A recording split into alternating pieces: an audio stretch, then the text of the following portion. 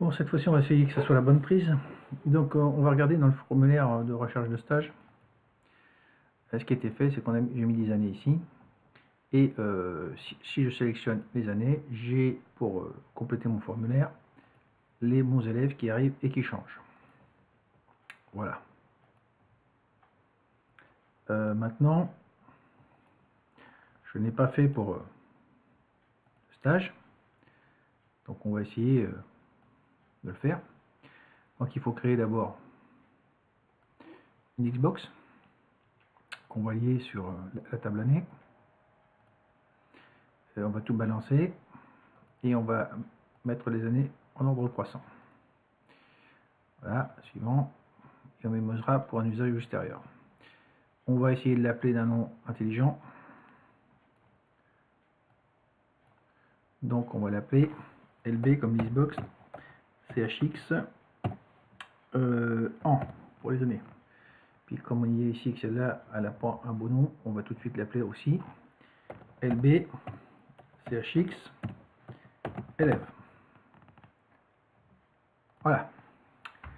Donc ce qu'on veut, c'est que ici on sélectionne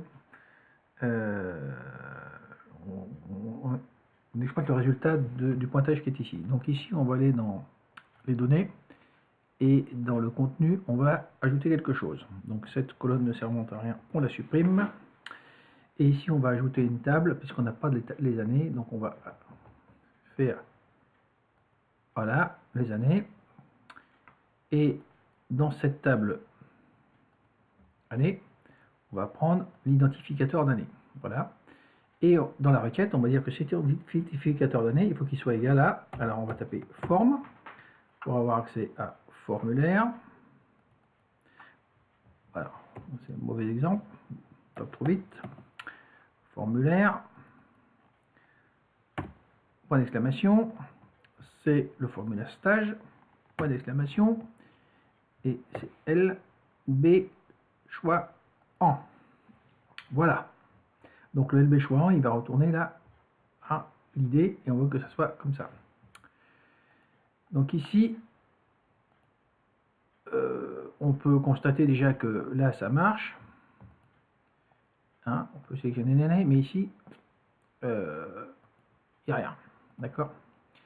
Donc ce qu'il faut déjà, c'est que ici, on peut, la source liée, c'est bien l'identificateur d'élève qui était la première colonne. Voilà, si je reviens ici, j'ai bien l'identificateur d'élève. Je peux ici mettre mes 4 colonnes, je vais mettre 4 colonnes parce que maintenant j'ai 4 colonnes. Voilà. Donc, si ici je mets 2016, j'ai toujours rien, mais j'ai mes 4 colonnes et je peux aussi visualiser mes 4 colonnes, pardon, ici, pour bien voir ce qui se passe. Il me manque une colonne, je vais lui mettre 0.2, donc 2, voilà. Ah, il n'empêche que j'ai toujours rien là, hein, quand je sélectionne. Pourquoi j'ai rien? Parce que cette boîte-là, elle n'est pas actualisée. Donc on va l'actualiser comment? Ici, on va dire, quand je fais une mise à jour ou un clic, donc ici, dans les événements, quand je fais une mise à jour, ici, je vais demander générer une macro. Et là, je vais aller sélectionner dans cette macro le premier actualisé ici. Et il va me dire, qu'est-ce que vous voulez actualiser? On va dire que c'est la liste de choix d'élèves. Double-clic, c'est bon. Et on ferme. Voilà. Et là, maintenant, on teste. On a 2016. Et ici, on devrait avoir les étudiants. Voilà. D'accord? Je fais 2013. J'ai d'autres étudiants. Alors maintenant, c'est pas joli. On peut garder que les 2 premières colonnes. Donc ici, on va aller là. Sélectionner étudiant. Et dans le format, on va mettre 0 et 0 pour les dernières colonnes. 0.0. Je teste. Ici, 2015, les élèves de 2015, 2016, les élèves de... Si je retape 2015, ça ne change rien, 2016, et j'ai bien les élèves de 2016. Alors ici, ben, l'inconvénient, c'est qu'on ne voit pas forcément le nom des élèves, donc ici, c'est pas très compliqué, hein, ce qu'il faut faire. On peut brièvement le faire. Dans ce cas-là, on peut insérer un sous-formulaire.